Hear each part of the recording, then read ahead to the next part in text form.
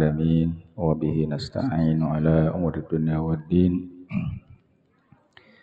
نحمده ونستعينه ونستهديه ونتوكل عليه ونتوب إليه ونعوذ بالله من شرور أنفسنا ومن سيئات أعمالنا من يهده الله فلا مضل له ومن يضلل فلا هادي له اللهم صل وسلم وبارك على عبدك ورسولك سيدنا وحبيبنا وشفيعنا ومولانا محمد وعلى آله وصحبه ومن اهتدى بهديه وسار على نهجه واستنى بسنته واقتفى على آثاره إلى يوم المعاد سبحانك لا علم لنا إلا ما علمتنا إنك أنت العليم الحكيم وتب علينا إنك أنت التواب الرحيم رب يسر ولا تعسر رب تمم بالخير ولا حول ولا قوة إلا بالله العلي العظيم وقال المصنف رحمه الله تعالى ونفعه ونفعنا بعلومه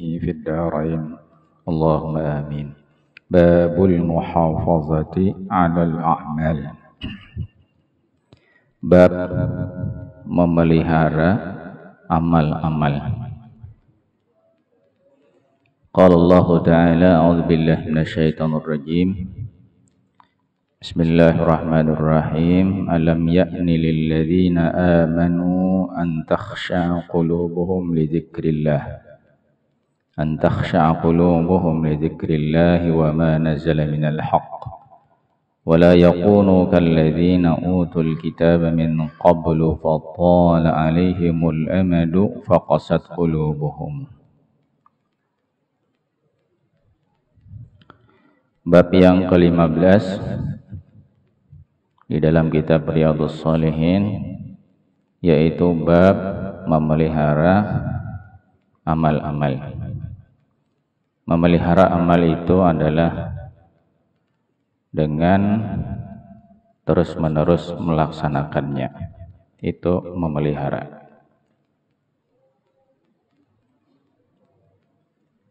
Didahului sebelum menguraikan hadis-hadis yang berkaitan dengan bab ini dengan penjelasan ayat di dalam Al-Quran berkaitan dengan bab memelihara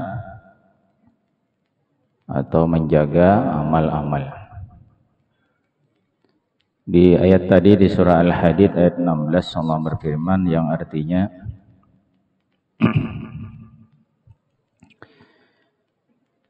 belumkah saatnya datang buat orang-orang beriman untuk khusyuk hati-hati mereka berzikir kepada Allah dan khusyuk hati mereka tunduk patuh taat terhadap kebenaran yang diturunkan, yaitu berupa Al-Quran Al-Karim. Dan janganlah mereka itu menjadi atau meniru seperti orang-orang di masa lalu yang telah diturunkan kepada mereka kitab suci. Setelah sekian lama berlalu waktu, hati mereka pun menjadi keras. Jamaah sekalian rahimani rahimakumullah. Ayat ini adalah merupakan ayat teguran menurut sebahagian ulama. Karena ayat ini ditujukan kepada orang beriman. Siapakah orang beriman itu? Yaitu para sahabat Nabi sallallahu alaihi wasallam. Jadi ada sebahagian sahabat Nabi sallallahu alaihi wasallam itu mendapatkan teguran melalui ayat ini. Isi tegurannya adalah menyatakan belumkah saatnya datang untuk hati itu khusyuk berzikir kepada Allah dan mengikuti wahyu yang diturunkan oleh Allah. Menurut yang disebutkan mengenai ini, waktu Nabi berhijrah ke Madinah, itu suasana kehidupan berubah. Sahabat-sahabat yang tadinya di Mekah itu mengalami kehidupan yang sulit karena berhadapan dengan penindasan, ancaman, teror, dan segala macam. serba sulit hidup di Mekah. Lalu kemudian hijrah ke Madinah, ternyata suasana kehidupan di sana lebih nyaman. Ya, jaminan hidup tersedia. Karena orang-orang Ansar menjamin semua keperluan orang-orang Muhajirin. Nah, kenyamanan hidup dari hari ke hari, tinggal di Madinah ini bisa melupakan bagaimana suasana sulitnya hidup ketika di Mekah, penuh perjuangan dan kesabaran. Akhirnya di Masjid Nabawi itu ada sebagian orang yang tidak melakukan hal yang tidak sepatutnya dilakukan dalam masjid. Jadi mereka membuat semacam ya keributan lah di masjid itu. Maksudnya ribut itu ribut, bercanda, bergurau dan sebagainya dalam masjid. Nah, siogianya hati mereka itu di tempat ibadah khusyuk, tidak dengan gurauan-gurauan. Maka lalu turunlah ayat ini menegur dan mengecam. Kenapa jadi bisa terjadi seperti itu? Ini lantaran perubahan waktunya. Jadi seiring dengan berjalannya waktu, itu selalu ada perubahan-perubahan dalam kehidupan seseorang. Kalau perubahan itu dari tadinya sulit kemudian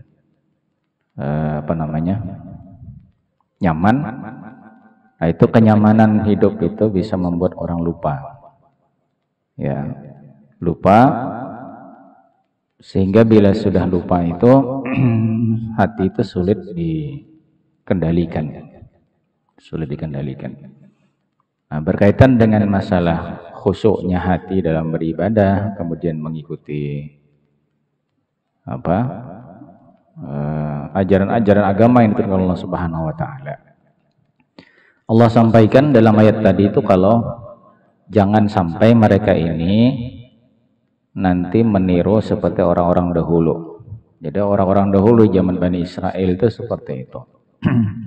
Makanya banyak para nabi-nabi diutus kepada mereka, karena kalau terjadi kekosongan beberapa tahun saja setelah ada seorang nabi diutus ke situ kemudian meninggal dunia, terjadi kekosongan, maka itu akan terjadi perubahan yang drastis.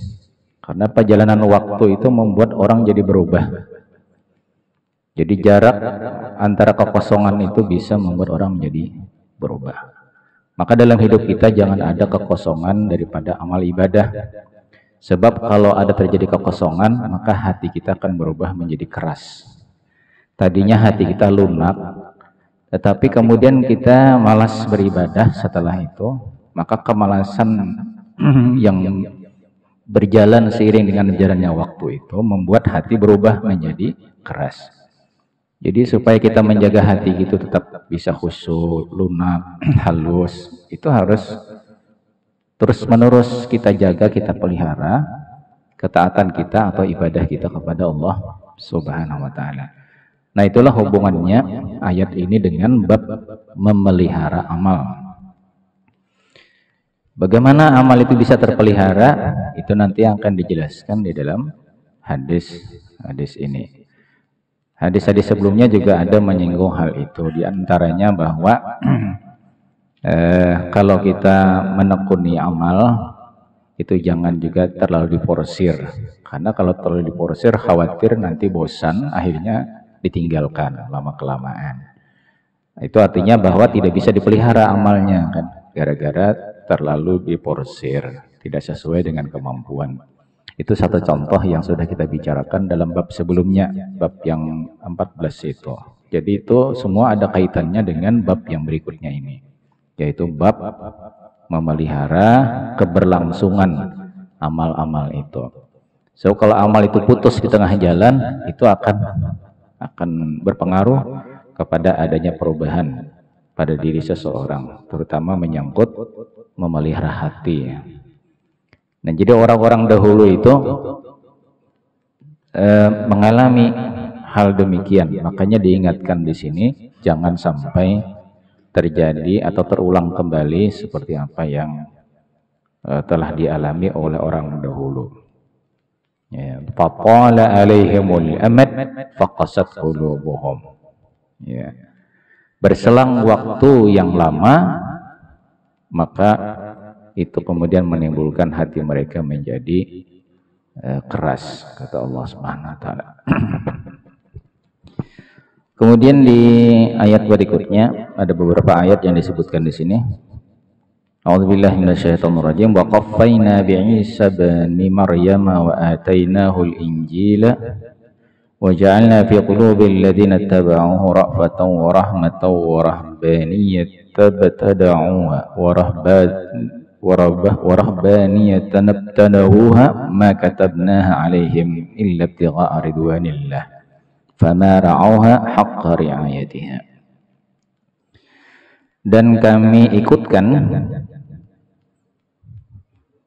dengan datangnya Nabi Isa bin Maryam setelah nabi-nabi terdahulu, dan kami datangkan kepadanya Injil, dan kami jadikan di hati-hati orang yang mengikuti Nabi Isa itu ra'fah wa rahmah, yaitu belas kasih, ra'fah kesantunan, warahmah dan belas kasih, dan kehidupan rahbaniyah yang dibentuk oleh mereka,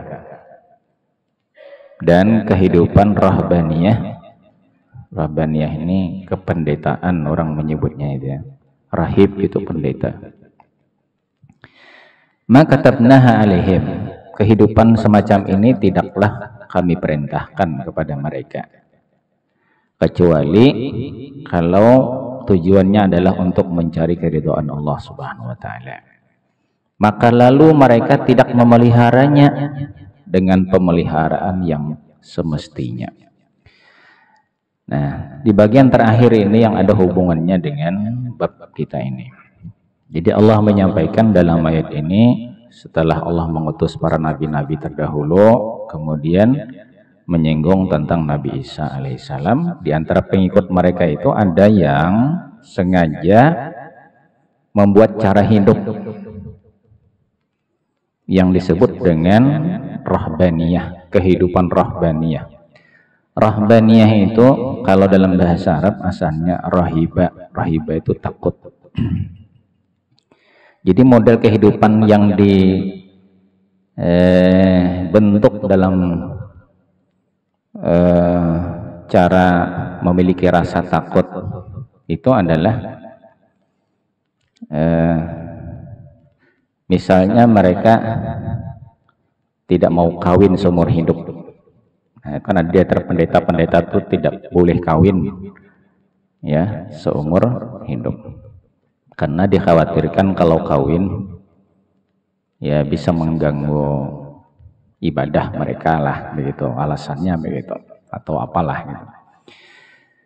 Kemudian ada juga yang tidak ingin berpakaian yang pantas. Kenapa? Karena tidak ingin dianggap sombong, takut kalau takut rahbaniyahnya, takut kalau bisa menimbulkan kesombongan. Makan jarang sekali makan, kalau makan sedikit saja misalnya itu kan. Kenapa? Takut, ini soal takut ini. Takut kalau agak kenyang nanti tidak bisa beribadah atau menjadi lalai ya. Lalai beribadah dan lain-lain sebagainya. Nah, mereka menempuh jalan hidup rahbaniyah ini sebagiannya. Allah tidak menyuruh, tidak mewajibkan hal itu untuk dilakukan. Kenapa? Karena ajaran agama itu adalah sesuai dengan kebutuhan fitrah manusia.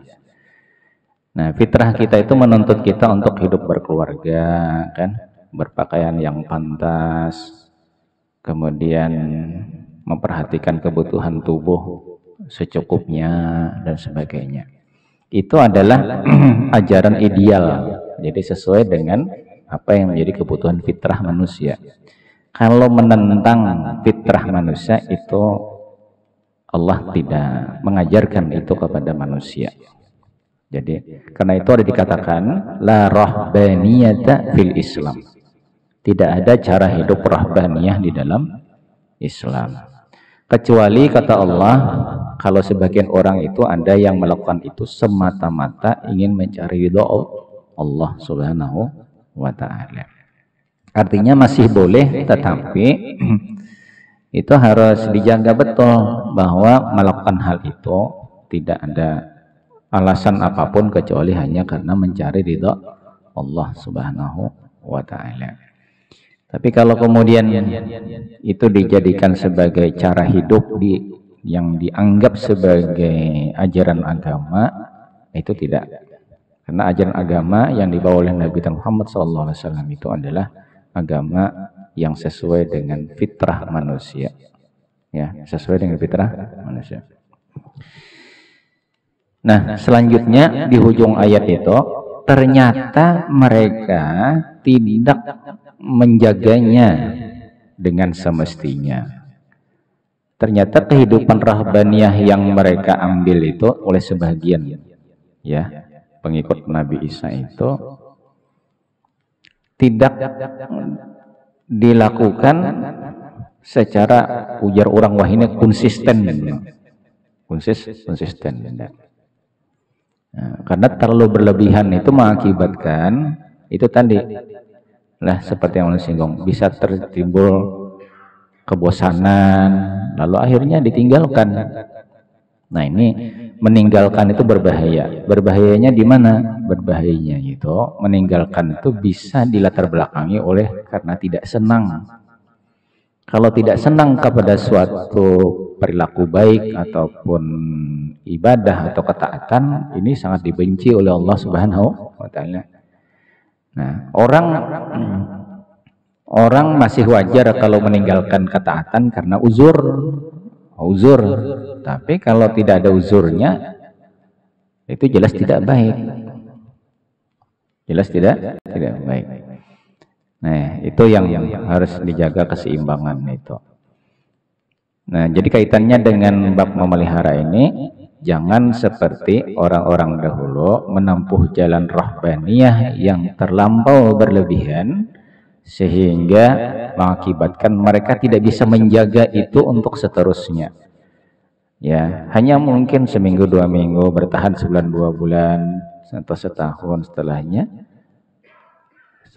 ditinggalkan. Ini tidak betul. Kemudian di ayat yang lain kalau Allah Ta'ala a'udzubillahi minasyaitonir rajim wala takunu kallati naqadat ghazlaha min ba'di quwwatin ankasa. Janganlah kalian itu menjadi orang yang seperti seorang wanita yang memintal benang, merajut benang lah untuk dijadikan kain. Kemudian setelah selesai dilepas-lepas lagi benangnya itu, merajut benang untuk dijadikan tenun, kain tenun ya. Itu kan tunggal butingan benangnya kalau dipasangi tunggal butingan karena jadi apa? Jadi kain. Tapi imbah tuntong dilapasi pulang tunggal butingan. Ini ngarinya apa? Manggawi gawian nang kada gunanya. Nah, itu ada wanita itu ada di Mekah dulu itu. Jadi kelakuannya agak aneh gitu kan. Seharian menenun. Begitu sudah tuntong dirahai, bahasa Banjarnya dirahai pulang gitu kan. Nah, ini adalah tamsil dengan mengambil contoh kepada perilaku wanita itu. Jadi kalau kita sudah menekuni sebuah amal secara mapan, ini jangan kemudian diruntuhkan.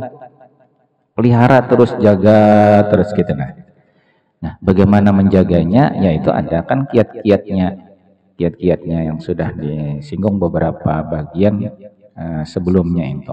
Bagaimana supaya sebuah amal itu tetap bisa terjaga keberlangsungannya.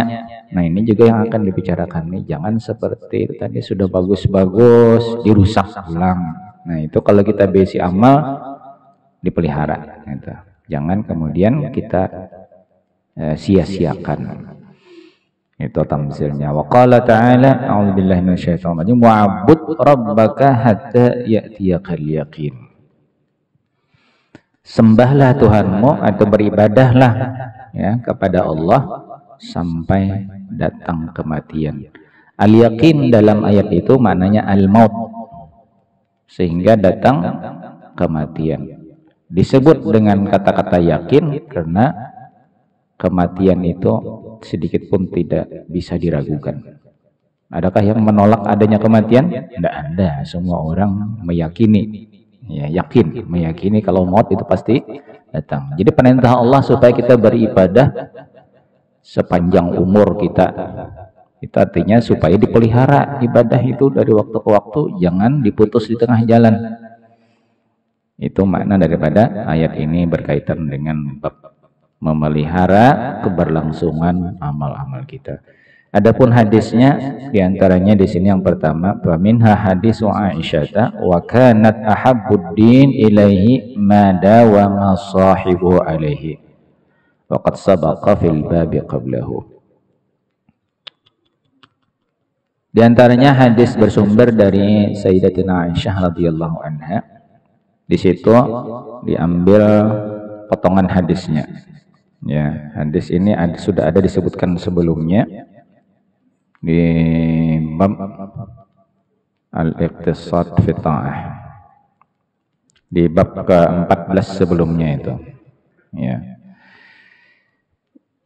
Potongan hadisnya di sini, agama yang paling dicintai oleh Allah Subhanahu wa taala itu adalah, maksudnya agama itu apa?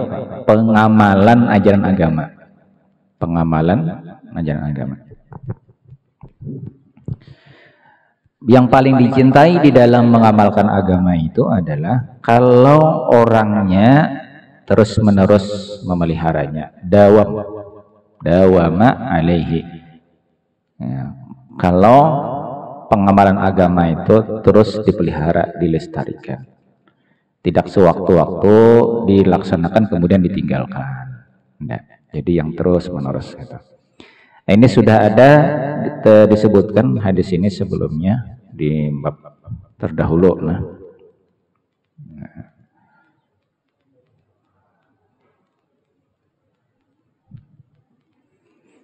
Kemudian hadis yang kedua, wa an Umar bin Khattab radhiyallahu an qala Rasulullah sallallahu alaihi wasallam man nama an hizbihi minal lail aw an syai'in minhu faqara'ahu ma baina salatil fajri wa salatil zuhri kutiba lahu ka'annama qara'ahu minal lail. Dari Umar bin Khattab radhiyallahu anhu, beliau berkata, bersabda Rasulullah sallallahu alaihi wasallam, barang siapa tertidur,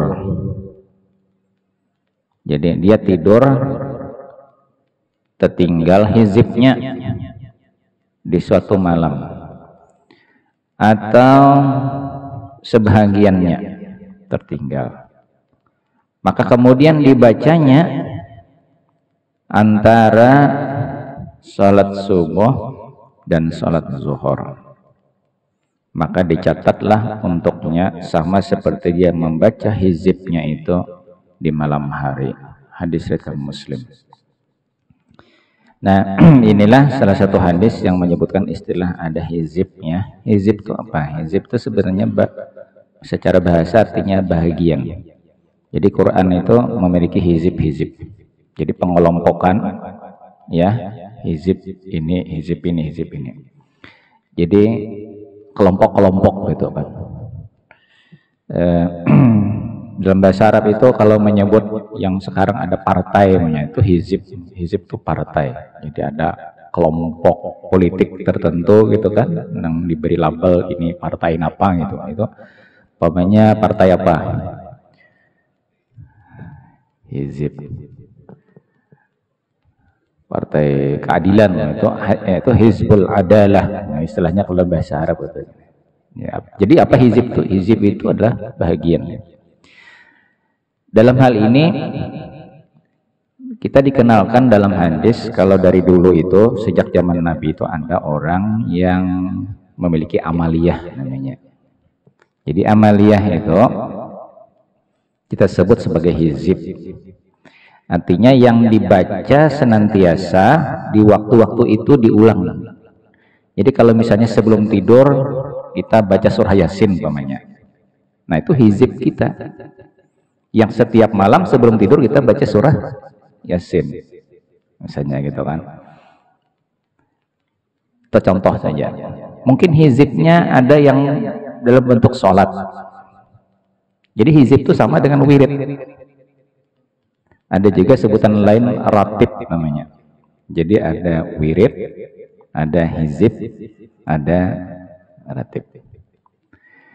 Nah, misalnya ada namanya wirdul latif, ya, itu wirid. Ada namanya hizib bahar, itu pakai hizib istilahnya. Ada ratib haddad, ya, nah, itu ratib. Padahal sama aja sebenarnya maksudnya itu. Yang satu hizib, yang satu ratib, yang satu wirid. Nah, itu kan kumpulan sebahagian daripada zikir. Di antara zikir yang banyak itu kayak wirdul latif namanya. Ini kumpulan zikir-zikir yang dibaca di pagi hari, di sore hari. Jadi ini dibaca pagi, baca sore, besok kayak itu lagi, baca pagi sore. Yang dikumpulkan itu adalah berdasarkan riwayat hadis yang memberikan petunjuk kalau ini memang dibaca di pagi hari, dibaca sore hari. Nah, lalu kemudian disebut wirid karena dia wirid itu artinya tetap, artinya ya. Wirid itu artinya apa? Tetap. Jadi maksudnya itu tetap dilaksanakan sesuai dengan waktu yang ditentukan. Ratib itu juga artinya tetap. Ya. Biasanya orang baca ratib habis maghrib, umpamanya kan. Nah, itu karena maghrib berikutnya dibaca lagi. Nah, jadi kumpulan sebahagian ini apakah dalam bentuk sholat, apakah dalam bentuk bacaan Quran, apakah dalam bentuk zikir, itu hizib. Jadi jangan Nabi begini, kalau orang suatu malam tertidur lalu kemudian kada terbaca hizibnya, itu berarti di zaman Rasulullah SAW sudah ada orang yang amaliyah jaka bahasa kita tuh kan nang apa amaliyah tertentu yang sebelum guring itu mereka baca-baca. Nah, kalau ada Nabi di antara kalian itu taguring ibaratnya itu, atau kelupaan kada ingat membaca hizib secara keseluruhannya atau sebahagiannya, maka kemudian dia baca sesudah subuh. Maka sama dia dengan membacanya sewaktu sebelum tidurnya yang ketinggalan itu. Itu artinya apa? Diqadha. Diqadha. Jadi justru kalau kita punya amaliyah, sebut saja membaca apa? Ratib haddad umpamanya kan. Karena ada kesibukan, karena kelupaan, karena apa saja, malam itu kita kada terbaca. Nah, itu bisa misalnya siangnya ingat, malam tadi kada terbaca, baca aja siang itu untuk mengqadha yang malam tertinggal itu. Sama aja kedudukannya jalan Nabi. Kalau itu dibaca malam, asalkan kalau ini kan alasannya apa tadi, kelupaan atau karena ada halangan sehingga kada terbaca di waktunya. Nah, mestinya kita jaga secara berdisiplin tuh, nah. Itu tetap bisa diqadha. Nah, itu juga menyangkut tentang sholat. Jadi sholat rawatib kita umpamanya kan, yang biasa kita pelihara setiap hari itu pun bisa nggak diqadha? Bisa diqadha. Bisa diqadha. Umpamanya nih, kan qobliyah zuhur itu sudah biasa kalau apa boleh zuhur. Tapi hari itu entah kenapa kita keingatkah atau mungkin karena mepet waktunya kah atau apa, itu bisa dilaksanakan sesudah zuhur. Bisa. Jadi mengqadha qabliyah yang tertinggalkan ya karena sebab tadi itu mepet waktunya atau kelupaan atau apa, bisa. Nah, ini cara untuk tetap terpelihara nang rutinitas kita tuh lah bahwa kita kan biasa menjaga itu. Nah, kalau sewaktu-waktu ada apa itu? Anda tertinggal, itu tetap diqadha supaya apa? Berkesinambungan terus. Karenanya pian bilangnya sekali aja, coba-coba sekali misalnya tinggal dibiarkan, 2 kali itu nyanyat tuh kayaknya tuh. Dibiarkan pulang, akhirnya lawasannya langlam habis. Kada lagi tegawi. Itu diantara masalah orang ba'amaliyah itu putus di tengah jalan. Semangat waktu meminta lawan tuan guru jar amal apa nang bagus ulun amalakan ya. Kita datang pulang ke guru nang lain bertakon pulang amalan apa. Semangat badal meminta-minta tuh. Ubaya diamalkan sampai minggu ampe. Seminggu ampe. Nah, kebanyakan mungkin lah kira-kira. Nah, tangkap sana, tangkap sini, tangkap sana, tangkap sini, amalkan semuanya. Pas saya kewalahan. Nah, akhirnya kada lagi. Napa jurang tuh panas-panas napan itu nah. Ya. Istilahnya ya. Jadi ini ya. Bagaimana Rasulullah SAW itu memberikan bimbingan kepada kita agar apa yang sudah menjadi kebiasaan kita dan kita senangi untuk kita amalkan itu tetap kalaupun tertinggal kerjakanlah ya. Kecuali jamaah samakullah kalau suatu ibadah berkaitan dengan sebab dan bila sebabnya itu tidak ada lagi maka ibadah itu tidak bisa lagi dilaksanakan. Tahiyatul masjid. Tahiyatul masjid itu disebut sebagai sholat sunat tahiyatul masjid karena berkaitan dengan masuk masjid. Penyebabnya karena masuk masjid. Dilaksanakan ketentuannya itu sebelum duduk. Masuk sebelum duduk itu sholat dulu. Nah, tapi kalau kita sudah duduk, habis sudah. Ya, artinya kesempatan untuk bisa tahiyatul masjid. Nah, kalau yang seperti ini tidak bisa diqadha. Karena ini tidak bisa diqadha. Kenapa? Karena pekerjaan itu berkaitan dengan sebab masuk masjid, tahiyatul masjid. Salat sunat wudu itu juga. Kenapa dianjurkan kita untuk salat sunat wudu itu sehabis kita wudu? Tapi kalau sudah berjam-jam wudunya itu kada lagi, itu sudah jaga ibaratnya itu libas sudah itu, walaupun kada batal. Walaupun kada batal. Jadi pelaksanaannya itu persis sesudah selesai berwudu. Apalagi kalau umpamanya imbah berwudu bependeran dahulu dudukan tengah jam sadang hanya sembahyang itu kada. Ya. Jadi tidak ada jeda pembicaraan. Jadi kalau kita habis berwudu, ya segera saja kita melaksanakan sunat wudu. Jadi kalau itu menjadi bahagian kebiasaan kita, nah itu kada termasuk diantara yang tadi disebutkan di qadha itu. Nah, seperti yang dijelaskan dalam hadis Nabi Sallallahu Alaihi Wasallam. Nah, jazakallah itu hadis yang kemudian. Jadi tetap dicatat jar Rasulullah seperti dia melakukannya di malam hari.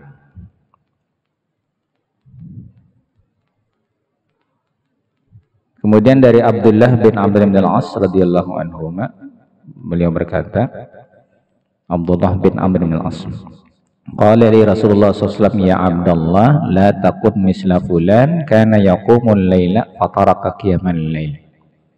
Jadi Nabi berpesan kepada Abdullah bin Amr bin Al-As, wahai Abdullah, kamu jangan seperti si Fulan. Si Fulan itu dulunya dia rajin tahajud, tapi kemudian sesudah itu dia tinggalkan tahajudnya. Jangan begitu. Mungkin apa sebabnya kada tahu, mungkin kebanyakan rakaatnya bisa juga nah. Jadi kemudian kada lagi tahajud si Fulan itu. Nah, jadi pesan Nabi Shallallahu Alaihi Wasallam mengingatkan kepada sahabat beliau Abdullah bin Amr bin As ini, agar disiasati kalau qiyamul lail itu yang kira-kira nyaman buat kita itu nah bisa apa terjaga terus-menerus tahajudnya. Nah, itu perkataan Nabi. Jangan seperti si Anu, Nabi. Nabi tidak menyebut nama. Nabi tidak menyebut nama. Pertama, ini kan satu hal yang kurang baik. Kalau kita membicarakan orang menyangkut hal yang tidak baik, jangan disebut namanya. Kalau kita ingin memberikan pelajaran atau nasihat melalui contoh yang ada itu, yang kurang baik itu, jangan sebut namanya, itu karena menutupi aibnya. Kemudian yang kedua, tidak menyebut nama itu karena kita tidak tahu tentang keadaan orang di masa akan datang. Bisa jadi ya masyaallah orang itu seminggu yang lalu yang kita sebut-sebut tentang hal yang kurang baik pada dirinya, bisa jadi sebulan yang akan datang dia jauh lebih baik daripada kita. Ya, dia jauh lebih baik daripada kita. Nah, itu karena ya kita semua di dalam genggaman Allah Subhanahu wa taala. Jadi kalau menyebut orang tentang hal yang tidak baik tapi maksudnya untuk memberikan nasihat kepada orang, tidak usah disebut namanya karena tidak penting namanya. Yang penting itu adalah isi nasihatnya itu. Nah, jangan sampai meniru hal yang tidak baik itu. Tidak ada hubungannya dengan nama itu. Sebab kita tidak bisa memvonis orang tidak baik, pernah tidak baik, kemudian tidak baik selamanya. Tidak. Bisa jadi dia berubah. Yang kita tidak tahu. Kehendak Allah Subhanahu wa taala. Makanya jangan disebut hal itu. Jadi Rasulullah tidak menyebut nama. Dalam hal ini kata Rasulullah SAW demikian. Kemudian yang terakhir langsung saja rangkum. Jadi Sayyidatuna Aisyah radhiyallahu anha bercerita, karena Rasulullah SAW idza fatatu shalah minal lail min waja'in aw ghairihi shalla minan nahar sintai asyrata raka'atan, rawahu Muslim. Rasulullah itu kata Sayyidatuna Aisyah radhiyallahu anha, bila tertinggal sholat malam karena sakit atau karena masalah lain, maka beliau akan mengerjakannya di siang hari. Siang hari itu pagi ya, pagi sampai zuhur lah. Beliau mengerjakannya yang tertinggal malam hari itu 12 rakaat. 12 rakaat. Jadi penjelasan ulama mengenai 12 rakaat itu, ini adalah witirnya Nabi. Nabi itu witir bervariasi rakaatnya, tetapi beliau sering 11 rakaat witirnya. Kan witir itu ganjil. Nah, 3, 5, 7, 9, 11. Paling banyak 11. Nah, tapi kalau witir itu kan malam. Tapi kalau di siang hari kadang-kala 11. Mesti genap. Makanya jadi 12. Harus digenapkan menjadi 12. Tapi yang diniatkan Nabi 12 inilah menggantikan witir yang tertinggal. Jadi kalau misalnya kita biasa witir kan 3 umpamanya kan, lalu kemudian entah karena sakit, mungkin entah kada ingat atau apa, 3 rakaat tadi itu kalau kita mengqadha siangnya 4 rakaat. Jadi digenapkan, tidak dikerjakan secara ganjil. Itu namanya menggenapkan. Jamaah sekalian rahimahullah. Jadi ini contoh lain kalau Nabi mengqadha salat malam beliau dikerjakan di siang hari. Siapa yang menceritakan ini? Sayyidatuna Aisyah radhiyallahu anha. Karena itu hizibnya Nabi di malam hari, yaitu qiyamul lail. Nah, demikian insyaallah apa yang saya sampaikan. Itu hadisnya 4. Bapak, Ibu, jemaah salat subuh yang Allah muliakan. Tadi guru kita telah menjelaskan beberapa hal tentang rajin menjaga kesempurnaan amal ibadah, perbuatan ibadah kita kepada Allah Subhanahu wa taala. Untuk itu yang mungkin ada yang kurang jelas apa yang guru kita sampaikan, dipersilakan para jemaah untuk bertanya. Silakan. Bismillahirrahmanirrahim. Assalamualaikum warahmatullahi wabarakatuh. Waalaikumsalam. Ulun menanyakan pembahasan minggu lalu, jadi pasal 14 terakhir, menyangkut mengenai nazar. Ada pembahasan nazar. Kemarin ada diceritakan dari seorang sahabat yang melaksanakan nazar sholat dalam keadaan berpanas-panas dan tidak berkata-kata. Dan disimpulkan kemarin nazar itu adalah nazar yang bernilai ibadah yang diperbolehkan. Nah sekarang ulun menanyakan nazar ini yang boleh dilaksanakan seperti apa, dan kalau tidak melaksanakan kifaratnya apa. Nah sedangkan di dalam melaksanakan tawaf atau pada saat haji dan umrah, di dalam surah Al-Hajj itu disebutkan mengenai nazar. Summal yaku tapasahum wa yufu nuzurahum wal yatawafu bil baitil atiq. Nah, yang pertama, yang kedua, hubungannya atau korelasinya antara aufu bil uqud dengan melaksanakan nazar ini. Jadi di dalam ayat yang lain disebutkan wa aufu bil uqud. Anda harus melaksanakan janji-janji. Wa yufu nuzurahum, dengan ini agar kalian melaksanakan, menyempurnakan nazar-nazar kalian. Apakah ada korelasinya begitu? Nah demikian, terima kasih. Wassalamualaikum warahmatullahi wabarakatuh. Waalaikumsalam warahmatullahi wabarakatuh. Ya. Tunaikanlah akad-akad kalian. Nah, jadi akad itu sebagian maknanya adalah janji. Ya. Secara umum itu adalah akad, karena janji itu sifatnya mengikat. Sebagaimana juga akad-akad yang lain, jual beli, kemudian macam-macam bentuk muamalah yang didasari pada akad.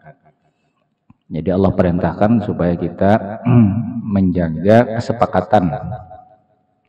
Karena jual beli itu ada kesepakatan, kemudian di dalam sewa menyewa ada kesepakatan, ada utang piutang ada kesepakatan. Jadi kita harus jaga kesepakatan itu, jangan dilanggar. Nah, termasuk makna janji tadi itu, janji apapun namanya kan. Jadi kalau kita sepakat itu berarti kita membuat satu janji kepada orang lain bahwa kita bersedia kalau ternyata itu berakibat adanya risiko buat kita, kita bersedia menanggung risiko itu. Berdasarkan kesepakatan dalam jual beli itu kan kita setuju dengan barang itu dan kita setuju dengan harga itu. Maka bila terjadi jual beli maka tidak bisa dibatalkan karena sesuai dengan janji kita gitu, nah kesepakatan kita ini kan. Nah, cuma tetap saja ada juga diberikan kelonggaran oleh agama mengedepankan hubungan baiknya. Jadi kalau misalnya ada orang membeli merasa menyesal karena merasa kurang cocok ternyata dengan barang yang dia beli, maka diminta si penjual itu untuk berbesar hati mau menerima pengembalian barang. Tapi itu tidak diwajibkan, disarankan saja demi mengedepankan hubungan baik. Itu ada namanya iqalatun nadim, namanya dalam istilah hadis Nabi SAW. Jadi, tapi yang pada prinsipnya standarnya itu kan bila kita ada kesepakatan maka itu harus dilaksanakan kesepakatan kita itu. Jangan kita kemudian seperti ingkar kesepakatan, ingkar janji itu. Nah, itu perintah Allah Subhanahu wa taala. Kemudian termasuk nazar. Nazar itu janji juga. Janji kita kepada Allah. Nah, itu bedanya aja. Jadi di satu sisi itu muamalah kita ma'annas, di sisi lain itu muamalah kita kepada Allah. Itu hubungannya antara apa tadi itu? Akad dengan nazar, sama-sama janji yang diikat. Yang satu adalah antara kita kepada manusia, yang satu antara kita kepada Allah, gitu.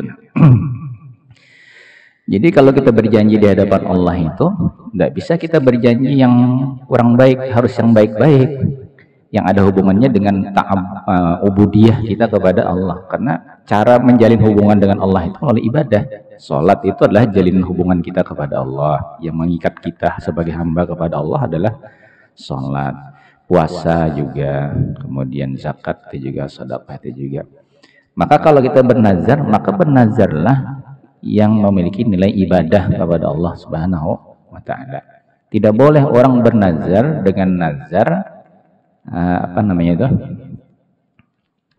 nazar yang diharamkan oleh Allah Subhanahu wa ta'ala. Jadi seperti yang ditegaskan dalam hadis Nabi SAW semalam itu kan, Allah tidak membolehkan kita ini merusak-rusak tubuh kita. Wala tulqu biaidikum ila tahlukah, kata Allah. Jangan kau campakkan diri kamu kepada kebinasaan. Dilarang oleh Allah Ta'ala kita melakukan satu perbuatan yang bisa merugikan tubuh kita. Seperti yang dicontohkan semalam itu kan, berpuasa tapi berpanas. Nah, ini mengganggu kesehatan tubuh. Kalau mau berpuasa ditambahi dibebani dengan bapanas, kemudian gerhakun bapandir apa segala macam, ini sudah ada bujur. Nah, kalau orang ada bernazar dengan nazar yang haram, yang tidak bolehkan itu, maka tidak boleh dilaksanakan nazarnya, bahkan harus dilanggar nazarnya. Tetapi kalau nazar itu nazar yang memang benar cara nazarnya, ternyata dilanggar, itu dikenakan kafarat. Ya, dikenakan kafarat. Nah, kemudian jamaah itu tadi hubungannya antara akad dengan nazar, gitu kan. Jadi itu mungkin apa yang bisa Allah sampaikan penjelasannya. Yeah. Mungkin cukuplah untuk pagi hari ini kita. Mungkin waktu sudah sampai lah, mungkin saja yang perlu kita sampaikan. Guru silakan untuk membaca doa. Al-Fatihah.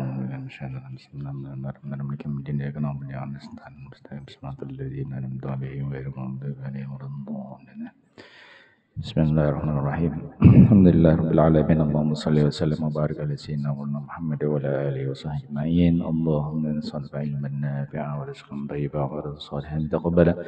Wa na'udzu bika min ilmin la yanfa'u min qalbin la yakhsha min sunnati tashfa' wa min da'watin jawda. Rabbana taqabbal minna innaka antas samiul 'alim wa tub 'alaina innaka antat tawwabur rahim. Wa sallallahu ala sayyidina Muhammad wa ala alihi wa sahbihi wasallam. Alhamdulillahirabbil alamin. Assalamualaikum warahmatullahi wabarakatuh.